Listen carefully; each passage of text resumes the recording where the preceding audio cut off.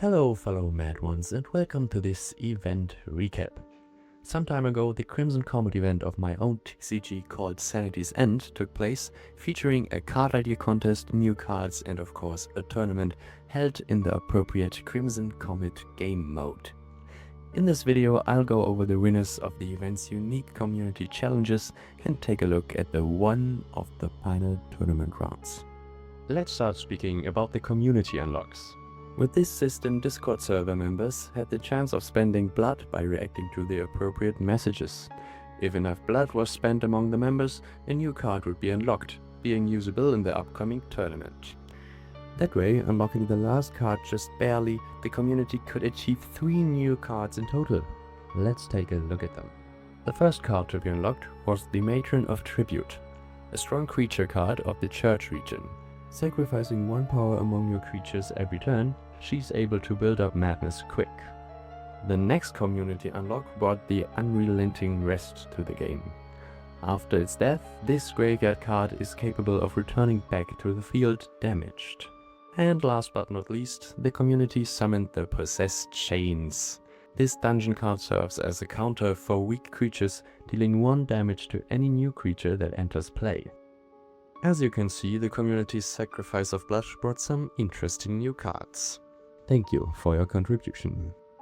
Moving on to the first big competition, let's take a look at the card idea contest. In this contest, participants were able to submit their card ideas for the game, only restriction being the given theme called Scarlet. Since I really liked all of the entries and I don't want to neglect anyone's effort, we'll go through all of them real quick. First we have Sanguine Sinner Samael, made by Cirque. Really good artwork, and that one combined with a rather complex but matching effect idea. Moving on, there's Monarch Man with the Disarming Smile, a cool forest card that is able to weaken your opponent's event by erasing its effect, somewhat following the idea of the Dungeons Imprinter. After that we've got the Blood Butler from the Walrus Man. By paying him blood in the form of sacrificed power, this butler will imprison one of your opponent's creatures for 1 turn. Next up is Prezion with the Seared Scar Retina. A very interesting card whose stats adapt to your opponent's hand by looking at it. Also, this is the most polished card visually, using both card template and art style of Sanity's End. Speaking of nice visuals, the 2 following entries are one of the best art-wise. First being Sleepy Toad's Scarlet Romin, which is inspired by the Blood on the Clock Tower role of the same name. She's able to take the place of one of your deceased creatures. The second entry that features brilliant art is that of Yellow, called the Scarlet Sanctuary. Inspired by the Cathedral of Notre Dame, they created a very cool piece of architecture. The effect would put you into advantage whenever you gained 1 point of insanity. The next entry I was quite happy about was sent by Epic Underworlds, in whose card contest I participated once too. Scarf Squid of the Eternal Depths is a creature that catches one of your opponent's creatures, leaving the game with it forever, making it unretreatable for anyone. The following entry by Marcus was largely text-based, featuring a cool background story for the card idea. Emanation of Red is based on the idea that the Crimson Comet crashed directly into the ceiling of the underground dungeons and distorting reality by transforming events into creatures, which is a very unique idea. The Scarlet Residue sent in by Burns is the next card. Featuring a new keyword, the residue is able to draw 1 or 2 cards based on its death conditions. Furthermore, the entry is expanded by some nice flavor text. And finally, there is Mellow27's entry called the Scarlet Bloom. I loved its art from the beginning, depicting a scarlet flower.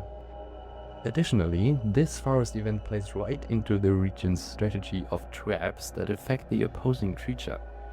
In this case, the bloom enchants the opposing creature, effectively turning it into a time bomb that can even lead to you drawing cards. After seeing all of these super cool entries, it was very difficult for me to choose only 1 winner among all of these cool entries. However, I had to, and thus the win had to go to Mellow and their Scarlet Blossom. Runners up being Prezion and Sleepy Toast. Congratulations to the winners, and of course to everyone else who participated. Thank you very much for all of these entries. During the event, players were able to experience a new game mode modified by the Crimson Comet card. In this mode, the Comet would drain all wounded creatures' power, converting it into permanent madness for their owner. That way, players were engaged to find the cards most suitable for this game mode. And now let's talk about the Crimson Tournament. The 8 participants played matches in the new game mode following the concept of elimination tournaments. If you lose a match, you're out of the tourney. That way, both Presión and Monarchman ended up being the finalists of this tournament.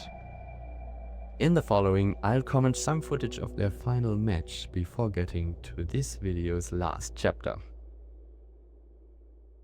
Okay, so here we are in the final match of the Crimson Comet event. Presión against Monarchman, each drawing their first 5 cards. In this case, Presión will start putting 1 card down to the left, and Presión doing the same thing. Okay, they played the Pillager of Graves, allowing them to draw 1 card and discard 1. On Monarch's side, we have the Otherworldly Ember, allowing him to play a creature for free whenever the Ember dies.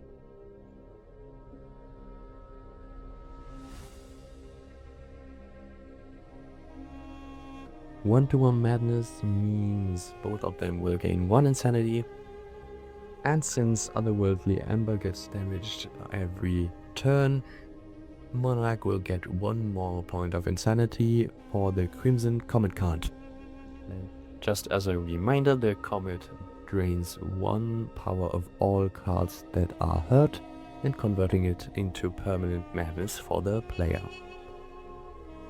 Okay, next round. Both draw 1 card. Presión placing something opposite to the Ember.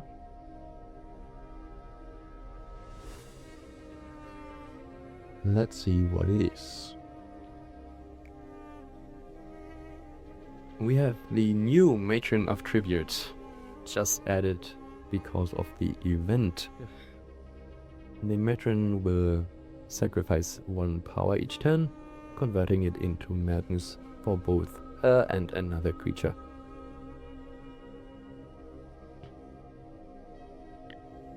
Monarch plays Riot, giving all of the creatures power.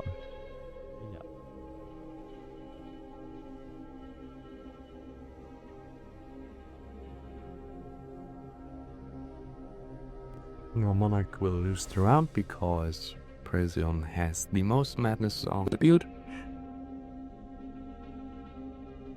And the Crimson Comet will continue draining some power of their creatures, turning it into madness.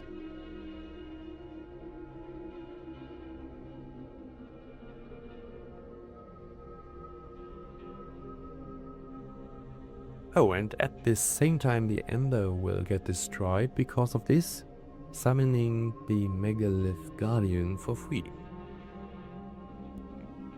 Yeah, at this point we can see the potential of the Matron of Tribute.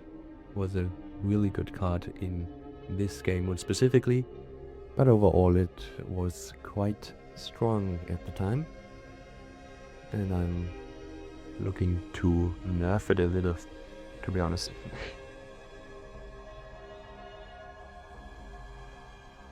Okay, new round. 1 Angelic Statue by Monarchman. Another famous card.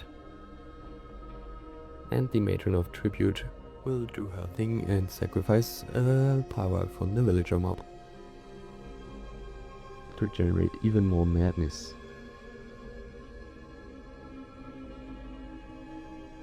Yeah, Monarch can't use the statue to save him here.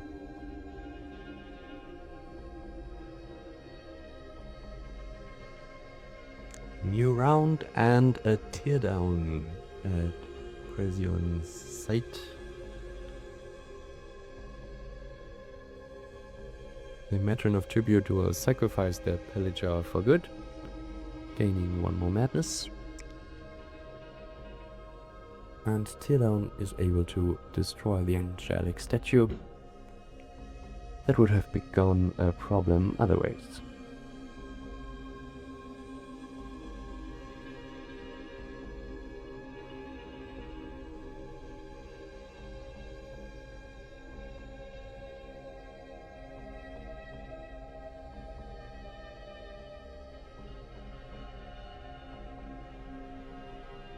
Now the Crimson Comet drains some more blood, allowing Pression to have 4 permanent madness through the Comet.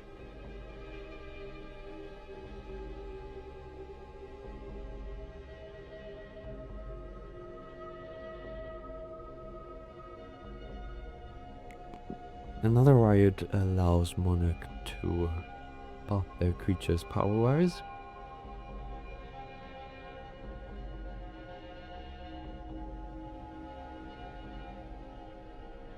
And Pression revives their dreaded shark. A good play because they don't have to pay the cost of bouncing one creature to the hand. And this will lead to Monarch losing 1 more round. The 5 permanent madness of the Crimson Comet being very effective at this point.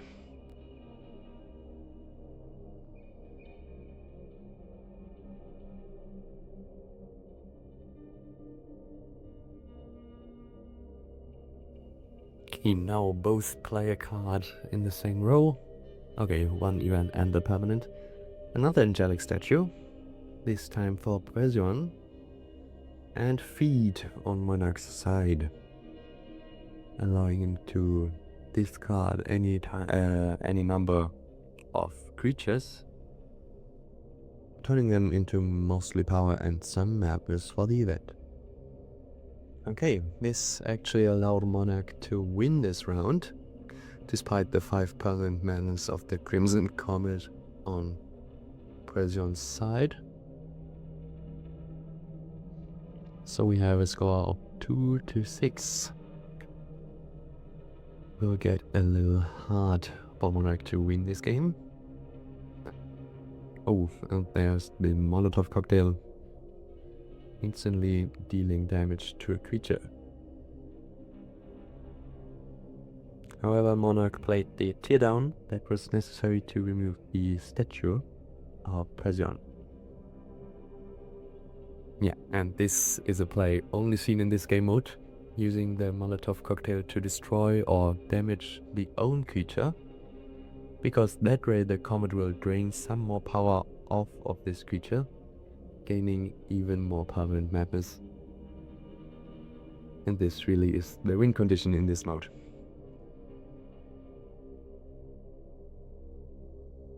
Yeah, 1 more insanity for Monarch Man.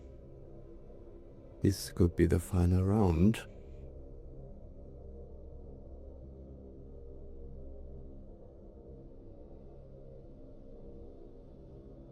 And 1 more Matron of Tribute. That's enough to win this final game of the Crimson Comet tournament, leading to even more madness on the board of Pression. And the Distorted Diver won't be enough to counter it.